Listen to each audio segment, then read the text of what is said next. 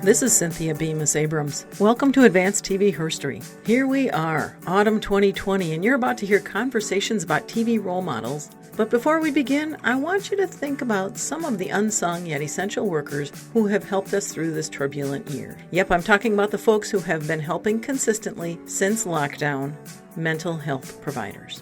Now, here in Chicago, we have clinics and practices all over town making a difference in the lives of individuals and families. One example is Arcus Behavioral Health and Wellness, a nonprofit clinic on Chicago's North Side that provides therapy, counseling, and psychological testing to LGBTQ, Latinx, young people, families, the whole works. While many clients have insurance, Arcus serves low-income families who may be unable to fully pay for their care. And Arcus doesn't send bill collectors to hunt down those with outstanding balances. Arcus Behavioral Health and Wellness is a 501c3 nonprofit community mental health agency. And unlike traditional mental health agencies that focus on problems like depression and anxiety, Arcus is equally invested in improving the quality of life and well-being of all their clients. You may have an Arcus in your town. Seek their services if you need them.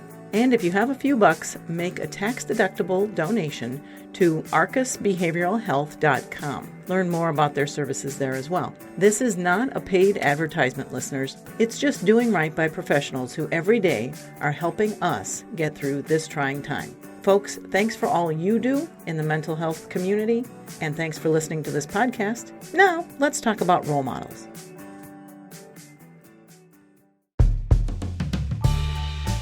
Listeners, we know that one of the reasons why we watch TV is because we like to see people who are like us, characters who are like us. They may not look like us, but they might behave like we do. And we watch them for all the extra cues and the lessons and the things we can learn from the life that we don't normally live. So when we turn on the TV, that's our other life. Today we're going to talk about role models. And unfortunately, or fortunately, I guess, when you start thinking about role models in TV, sometimes those lines blur about whether it was a role model or just a really memorable character. And one who was so memorable, maybe you learned other things about life from that character. We're going to explore as many as we can possibly squeeze in. And I have sorted and arranged and thought them through and really evaluated some of the best ones that I can come up with, and have done so through some other sourcing as well, which I'll explain in a minute. So role models and memorable characters, who am I going to talk about this with? Because I can't just have this conversation by myself with you. I need to have it with somebody who cares about TV, who's watched her share of TV, and who has been on the search for all of those examples that make her a better person, a communicator, a woman, and a podcaster. I am thrilled to introduce Summer Martin, who is a colleague of mine through a podcasting network coordinated by Elsie Escobar. And Summer has for now at least, 4 years, maybe more, created, produced, and shared her perspective of life through her podcast, The Unconventional Woman. Summer, welcome to Advanced TV Herstory. Oh my goodness, I'm so excited to be here. Hi, Cynthia. Hi, listeners. Thank you so much. So as Cynthia mentioned, I'm Summer Martin. I reside in Dallas, Texas via Los Angeles, California, where I was born and raised. I consider myself an eternal learner and an avid traveler and just lover of life. I do have a show, a fellow podcaster, like my sister Cynthia, The Unconventional Woman. It is a space where pretty much it's a personal diary. I share what's on my mind, and whether it's current events or just happenings in my life. And occasionally I have guests on the show. But I have to admit, talking about this particular subject brought a lot of excitement. When you talk about television and television characters and them as role models and even memorable characters, I have to say, in preparation for this particular episode, it took me on a great journey of just good memories, a lot of nostalgic feelings, and just I'm super excited to talk about the many, many characters that helped shape who I am today. Excellent. Well, we're glad you are here. And listeners, just so you know, it was important for me to find somebody whose life experience was different from mine, because I certainly realize that as the producer of this podcast, it all comes through my filters and my experience. So in finding Summer as a ready go-to and enthusiastic partner on this series of episodes, I found somebody who grew up in a different time zone. She was raised in the Pacific time zone and I was in Central. Summer currently lives in the Central but lives in Texas. Again, a very different experience now from Illinois, which is where I am. Summer is about 15 years younger than I am. And so she hits all sorts of cultural touch points that I was in a different phase of my life, while certainly role models and memorable TV characters grab us wherever we happen to be, whenever we happen to be watching those series. Still, the formative years, the ones where you just have extra time to watch TV, that's where it sinks in really deep. And so it was amazing how certain series resonated with Summer exactly the way that others resonated with me when I was 14 or 16 or even 20. And lastly, Summer, as we are trying to do with Advanced TV Herstory, brings a perspective as a woman of color and an understanding of representation, because she has certainly lived it and is willing to speak about it in a way that is respectful and contextual as far as American culture and understanding where we are living with TV herstory. So Advanced TV Herstory is all about that in-depth look at TV and the roles of women on TV. And Summer is going to join us, and we're going to have so much fun. So without further ado, Summer, let's just get in for a second so that our listeners understand what series we aren't going to be enthusiastic about, because, that way they know what to expect. Are you talking about genres or? Yeah, pretty much those ones you mentioned in that other conversation. Absolutely. So I mentioned to Cynthia listeners that off top, I am not interested in horror, thriller, suspense. I am kind of a baby when it comes to film and television and the way I consume it. I'm not big on sci-fi as well. So understanding that, you have to also give me grace on the shows that I mentioned. I am a fan of reality TV shows, not all of them, but a lot of them. I, of course, love scripted television, sitcoms, drama, contrary to, minimal suspense. And I love docuseries as well. And you watch some news, it sounds like, and talk shows and the morning shows. So correct. We're going to get into that as well, because again, those are where some of the greatest impressions. We have followed the lives of some incredible women through our lives and really need to celebrate that impact. And that's what we're doing here, is we're trying to celebrate the things we love. But up front, listeners, I'm sure you have come to realize that I am not big into reality shows. I've yet to do an episode on any reality shows other than those very horrific ones back in the 90s with Jerry Springer, and just how it is that vulture culture kind of took over as very inexpensive TV.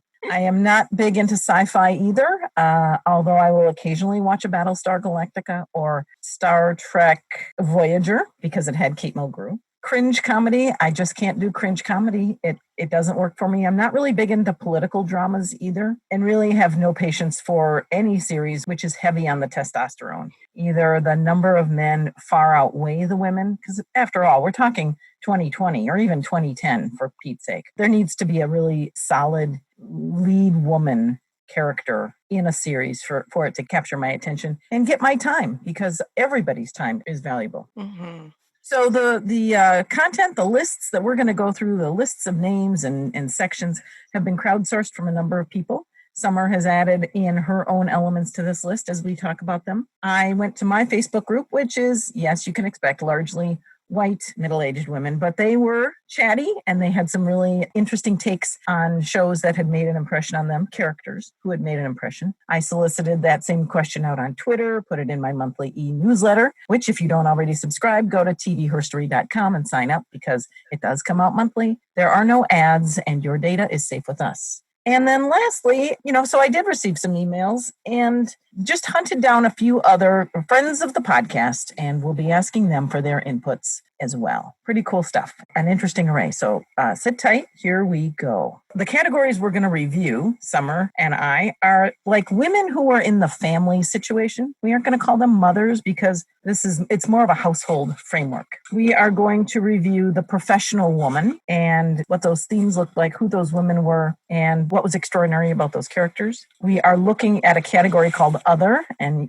it's exactly what it sounds like, potluck. And also that self, that independent self, sort of a trailblazer as her own woman. And there are some really fun characters in that who have taught us an awful lot about life. Lastly, friend of the podcast, Dr. Wendy Burns Artolino, is going to talk with us a little bit about the four female theory and how it is that within many shows, mostly sitcoms, sitcoms, there were four women characters, and whether or not in those four, which are really aligned with theory within literature, creating stories, that there are at times role model characters, and what do we see in them, and why do they continue to be so popular? So we are going to start with the family situation, and an opportunity that was given to us from a loyal listener. Laura in Australia responded to the email inquiry, and she believes, she has found great value in Aunt Becky from Full House. And listeners, you may recall Full House aired 1987 to 1995.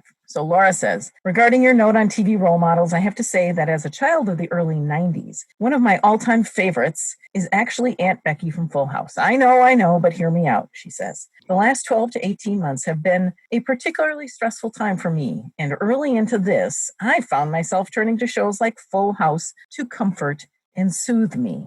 I never watched the show in its original run, and I think I sought it out in my late 20s because of my heavy 90s nostalgia. But at the age of 28, I have surprisingly found myself wanting to emulate Becky. Now, I don't condone Lori Loughlin's recent legal troubles, but in my mind, when I watch Full House, I put that aside and focus on the character herself, who I think features some surprising and often unappreciated aspects. Summer, you want to give us Laura's second paragraph? Sure. First, she manages to be a career woman while still maintaining her femininity.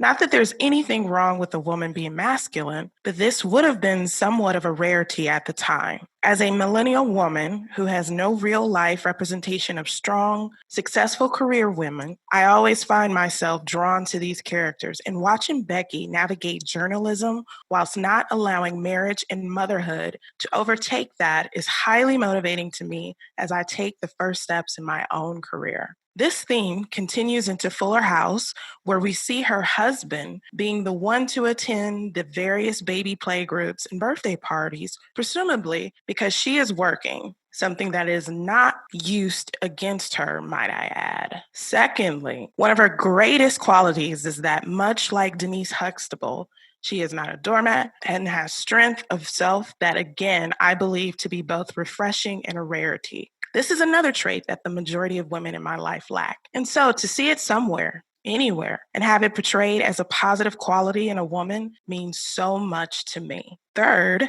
she is independent. I get the sense from watching the show that she has not met and fallen in love with Uncle Jesse. Becky would have been just fine on her own. Finally, none of the above is ever used against her or shown to be a negative. It is never seen as a bad thing that she is ambitious in her career. She is never seen to be rude or a complainer for standing up for herself. And her independence is not only what sets her apart from Jesse's previous girlfriends, but a trait that is not toned down as the show progresses. Don't get me wrong, I watch plenty of other, more modern TV shows, and I love them all in their own ways. But lately, Becky has been a standout for me, and the show itself has really helped me through a challenging time. That's the great thing about television.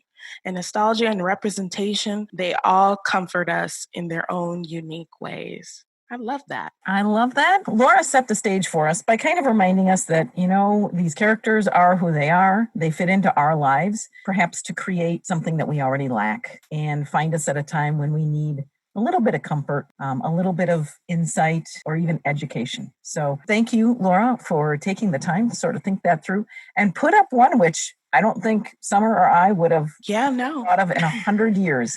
That is just not a series that resonated with me. So thanks. Yeah. Another one that was put forth from friends was Aunt Viv from Fresh Prince. Summer, we talked a little bit about this, and as a character, yes, she was a marginal character, but there was a little extra controversy about the character. Tell us. Correct. It was after 3 seasons, we began the 4th, and we had a completely different Aunt Viv, drastically different. You know, the original Janet Hubert was dark skinned, tall, kind of thin. And then Daphne was light skinned, and it just what happened. And there's been I did a little bit of digging, not a finite reason. It's a little bit of bad blood, it seems, just from the articles that I've gathered from both Janet's perspective as well as Will's. It just seems like an issue that hasn't really been resolved. So well, that's tough. Unfortunate. It is, and that isn't the first series where, you know, the stardom of the younger male character, and it's sort of akin to Good Times in terms of how I think perhaps they thought the series was going to go, but then Will Smith in Fresh Prince and Jimmy Walker in Good Times, it went through the roof, and so all of a sudden it really changed how everything was being written. And perhaps change that family balance. But Aunt Viv from Fresh Prince sticks with people today. It does. It's definitely a fan favorite. Is it one of the top ones that was impressionable with me? No, not so much, but I definitely see how the show's on the list. Mm-hmm. The other, very similar to Aunt Viv, and during that same time frame, which again creates all sorts of opportunity for comparison. And so maybe you've already found your salve, your comfort in Clair Huxtable, played by Felicia Rashad on the Cosby Show, 1984 to 1992. What did you think of Clair Huxtable, Summer? Clair Huxtable could do no wrong growing up watching that television show in primetime. I remember being young and just in love with the Cosbys, the family, but her dynamic in particular, strong, professional, working mother, and with love for family. And not that that's an exceptionally unique quality, but it was refreshing to see a family that looks like mine, did a lot of the similar things that my family would also do. I can see, you know, Claire getting in those moments where she's reprimanding her children and the neck rolling and that tone that you just know when a Black mother has had enough. You really think that the 4 of you could go off careening into the night and not one single parent would find out about it? Did you really think that, Vanessa? Shut up! Because I know what was going on. You were off being wild and free with the wretched and singing the wretched song. Now, I know you told me about it in the car, Vanessa, but just for the record, one more time, how did it come to pass that you did not get into the concert with the wretched and the big fun? You better answer me when I ask you a question, girl. We gave our tickets to a man who said he was with the band. And he wasn't, and he stole them. Someone stole Janet's wallet. We ran away and we bumped into this guy, Freddie Scurry, a friend of Janet's brother, and he gave us bus fare.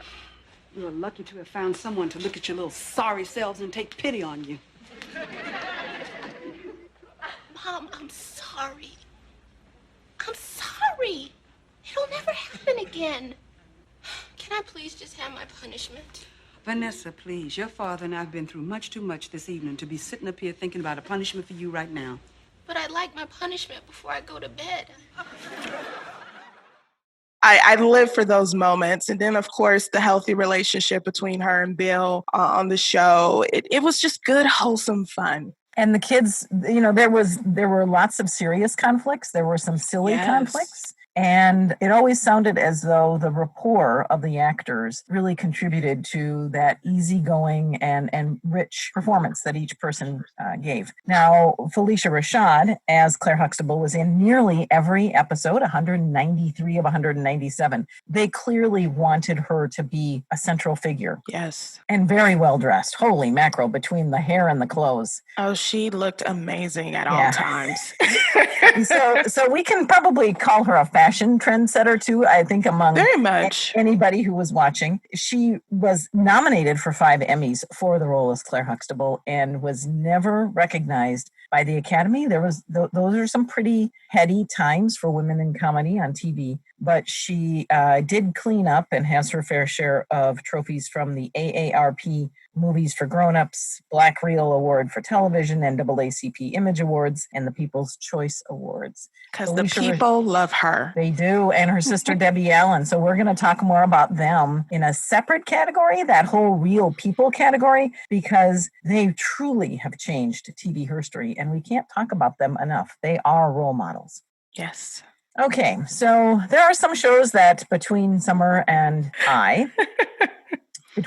me, we've watched barely some, but we know that there's real depth. And so we are going to ask you listeners that if you've got more to say about any of these, do send us a line, Twitter, Instagram, email, whatever. Cookie Lion from Empire, played by Taraji P. Henson. Oh my gosh. Love Taraji. So that just sets the tone off bat.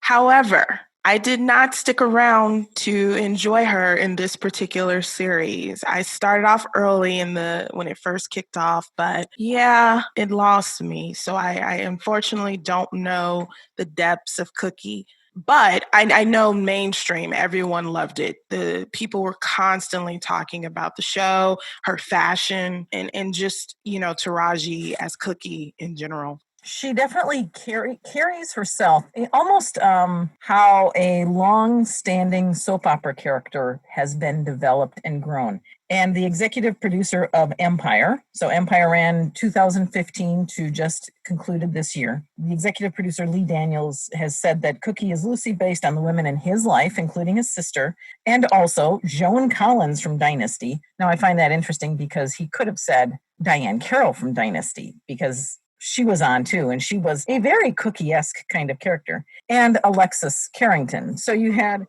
Joan Collins was obviously Alexis. But it is cool to think about the fact that even he was sort of using a model to then advance a 21st century Cookie. The other thing we know is supposedly there is in the works a Cookie-based spinoff, which let Taraji P. absolutely soar to the heights of her talent. We are looking forward to that. Yes. And I'm with you. When people break into song too often in a movie or a TV series, that kind of loses me too. Yeah.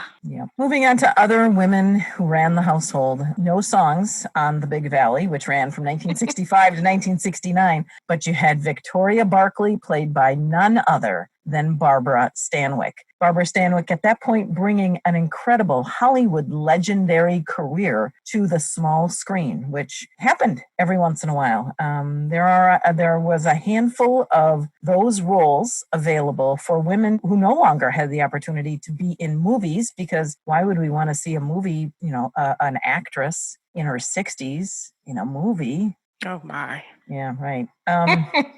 But The Big Valley was in a sense, it was a Western, and it was about a large family with sons and one daughter, played by Linda Evans, and Barbara Stanwyck got to be the matriarch, and we can celebrate that. That matriarchal character then evolved, when you think about it. You wouldn't have Miss Ellie from Dallas, who was a matriarch, but then she also had Jock Ewing as the patriarch. And then you had Falcon Crest with Jane Wyman, who again was a very established Hollywood name, and all these other names. So Victoria Barkley evidently maybe resonated with women who appreciated seeing somebody who they had grown up with. It probably hit a totally different generation. So if you're looking for a conversation that isn't about politics with any of the older women in your life, say, hey, do you remember that whole Barbara Stanwyck, the 60s? And see what happens. There you go. A similar blast from the past, depending upon how old you are, is Olivia Walton. Now, the Waltons are replaying on all sorts of channels these days. 212 episodes of wholesome family fun set in Appalachia, in poverty, actually, the later stages of the Depression, World War II. And Olivia Walton was the matriarch, multi-generations, and Nancy from Minneapolis just found her to be a quietly strong, principled, positive person in the face of poverty. But she was a dedicated mother who fiercely loved her husband, and really did. Michael Learned was the actor who performed as Olivia for a gazillion, 169 episodes. She did win an Emmy. and faced like everything there was in life. In addition to having all of the drama of her kids, they handed her tuberculosis. She went through menopause. If it was happening, it happened to Olivia. And polio, yes. So adult onset polio, which, was a thing, I guess. She raised pretty strong daughters, too. Have you ever watched an episode of The Waltons? I have not. Oh, my gosh. It's kind of sappy, but it's a good sappy. Okay. I kind of thought that Friday Night Lights had a little Waltons-esque feel to it. Yeah. Perhaps if you ever watched the Waltons, even 1 or 2 episodes, you'll see that there's a little Olivia Walton in Beth Pearson from This Is Us. Ooh. Because you have a certain fondness in your heart for Beth, I understand. I do. Beth, and I have to admit, listeners, I'm a little behind a couple of seasons. I think I'm up to 3 right now. The show overall is just fantastic. And I'm sure if you have watched it, you probably agree. The storylines are thoughtful. I love how they push the envelopes on topics. But Beth Pearson, her and Randall, that's her television husband, character, they have a great relationship. She is definitely the yin to his yang. And, it's about family first with Beth. She is definitely ride or die for her husband and of course what matters related to their children. But you get to see life through the eyes of a Black woman, a Black mother who is just existing in this space and dealing with relatable issues that we all can learn from. But yes, Beth is definitely someone I would consider a memorable character. Would you, just thinking about this off the top of my head, is Beth Pearson sort of Clair Huxtable without a laugh track or a live audience? I would say she got her influence from Clair. She would be Claire's daughter, and you would see a lot of your childhood upbringing coming out into how you are a parent today, if that makes sense. Mm-hmm, mm-hmm. Yeah.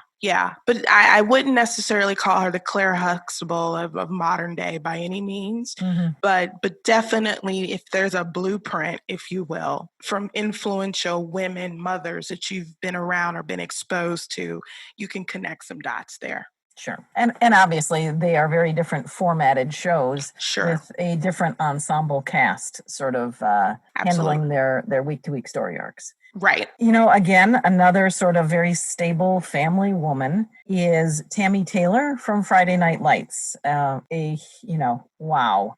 Well, it's Connie Britton. There's a whole handful of women, and you're like, okay, if Connie Britton's in it, I'll give it a shot. And I did like her in Nashville. Tammy Taylor from Friday Night Lights, which ran 2006 to 2011, some would say is really where Connie got her, that's really where she broke through. Mm-hmm. And while people only just said, yeah, Tammy Taylor, and it resonated with me because I really felt that it's not often that a character is first a guidance counselor in a high school and then moves on to be a school administrator. And so it went from storylines that involved football and the competitive nature of football and football parents and those sorts of family dramas that were taking place with these young men characters. And Tammy led the women characters, the girls who were trying to figure out how to get birth control, or in one case wanted Tammy's help in going to get an abortion. It felt like Tammy was wrestling these moral and ethical dilemmas with these young people and or with other parents and trying to be that role model, sometimes all alone. And it really struck me that I don't think that they wrote her, or this is my thought, they hadn't written her to be that. She grew into that. So I rooted around a little bit and wanted to know what Connie Britton thought of Tammy Taylor. And there was a 2017 article in EW, Entertainment Weekly, which just addressed this. And so this is a couple paragraphs from that article. And with that opportunity came another. This time around, Britton would be playing a fictionalized version of the character from the original Friday Night Lights movie, as opposed to the film in which she played Sharon Gaines, a real person. Starting with her experience on the film as her base, Britton was was then able to craft a character. I was able to let Tammy Taylor be more than just what I had read on a page. Britton says during season 2 of EW's Binge podcast. Yes, Entertainment Weekly has a podcast, and it varies from year to year and season to season. Quote, Tammy ended up being an amalgam of what was inspired by Sharon Gaines, but because I knew these other women much better, she was sort of an amalgam of particularly a lot of the women that I grew up with. I grew up in Virginia, but there's something about the Southern woman that is very specific to me and was something that I just really understood and knew in my bones very well and loved, and still love very much. She continues, I was able to really pull from many of the different women that I had known growing up and throughout my life and kind of just put them into a big mash. Nice. You know, it is amazing if the producers, the showrunners, the writers allow some of the very talented women who are taking on the role, even as performer, to have a little bit of a modeling hand in this. You just get that memorable character. It is not coming necessarily right from the writer's room. Yeah. And one of the secret ingredients is that I appreciate in television series, particularly, is the depth of the character. Do they evolve over time, especially the longer the season or the series is? I appreciate characters' progressions. And so it sounds like in this one, there was a lot of evolution, and I am all about that. And a lot of that is contributed to the actor themselves playing that character, you know? Mm-hmm. So, well, and good for them that they care enough about the series, that everybody is caring enough about the series and its freshness and its excellence, what is continuing to make it different than any other series previously. And that comes, I believe, from people who really recognize that there are so many stories that haven't been told, that there aren't that many guidance counselors who ever get the fictional shout out on TV. So correct. Love good that. work. Good work, Connie. Here we go. Hey, y'all. Hey, y'all. Hey, y'all. Hey, y'all. Great to see you this year. Hey, everyone's going to be. Hi, y'all. Hey, y'all. Hi, y'all. Hey, y'all. Hi, y'all. Hi, y'all. Hi, y'all. I'm sorry to interrupt y'all. How are y'all doing? We won. Y'all did. Listen to this, y'all. Listen, y'all. Listen, y'all. Y'all, listen to this. And I want to tell y'all, I want y'all to speak up. Quiet down, y'all. What are y'all doing? You know what, y'all? Get out. Right now, y'all. Do I look like I'm kidding y'all? I hope y'all get everything you deserve. Okay, y'all. Yes, y'all. Y'all flew me all the way here from Dillon, Texas. Y'all drive safe. Oh, are y'all coming? I'm so glad that y'all are gonna make it. Oh, hey, y'all made it. I'm sorry, y'all. Come on, y'all. Come on, y'all. Come on now, y'all. Come on now, y'all. Let's try to see if we can get one back this time, y'all. Y'all are doing a great job. Y'all are gonna do a super job. So thank y'all. Thank y'all for coming in. Thank y'all. Thank y'all. Thank y'all so much to all of y'all. Every single one of y'all. Each and every one of y'all. I'll let y'all get back to it. I'll see y'all later. That string of every y'all ever uttered by Tammy Taylor, played by Connie Britton, through the series run is a fan favorite found on Chris Spags' YouTube channel and brings us to a close of this portion of our chat with Summer Martin on TV Women Role Models. Stay tuned as we discuss TV professional women, real-life TV women role models, those we look to for their independence. All of it is good conversation that touches on series going all the way back to the 60s up to today. I am so grateful to Summer Martin of the Unconventional Woman podcast for her strong feelings and preparation for this conversation. We cover a lot of ground. Someday, Summer and you and I are going to kick back on the couch and enjoy some TV. Learn more about her podcast at www.tuw, the Unconventional Woman, tuwpodcast.com. Follow Summer on Twitter at SummerGory, that is SUMMERGORY. And on Instagram, you can find her at unconventional_woman. Shout outs as well to Laura from Australia for taking the time to light a candle for Aunt Becky, and folks on Facebook and Twitter for all your contributions when I put out the call, hey, who are those women TV role models you want us to talk about? Audio clips in this episode are found on YouTube. The links are in the show notes. The first is Clair Huxtable, Season 6, Episode 22, The Night of the Wretched, and that is found on the Cosby Show's YouTube channel. and Friday Night Lights, All the Y'alls from Tammy Taylor. All this audio is brewed and presented by Catherine Yang, our sound designer and social content developer. Our theme music is Jazzer's Take Me Higher, found on Free Music Archive. Listeners, stay up to date on the podcast's work behind the microphone by heading to tvherstory.com and signing up for the monthly e-newsletter. We do not sell you anything, we just share more good thoughts about TV women, role models, series old and new, what I'm watching, what I'm reading, and some of the background work that goes into creating this podcast. Thank you for listening to this episode of Advanced TV Herstory. It's a good one to refer to someone who's new to podcasts, perhaps, or someone who just is looking to hear her own thoughts and life echoed in a show. In these trying times, we're learning just how important that is. And that's why I podcast. I'm your host, Cynthia Bemis Abrams.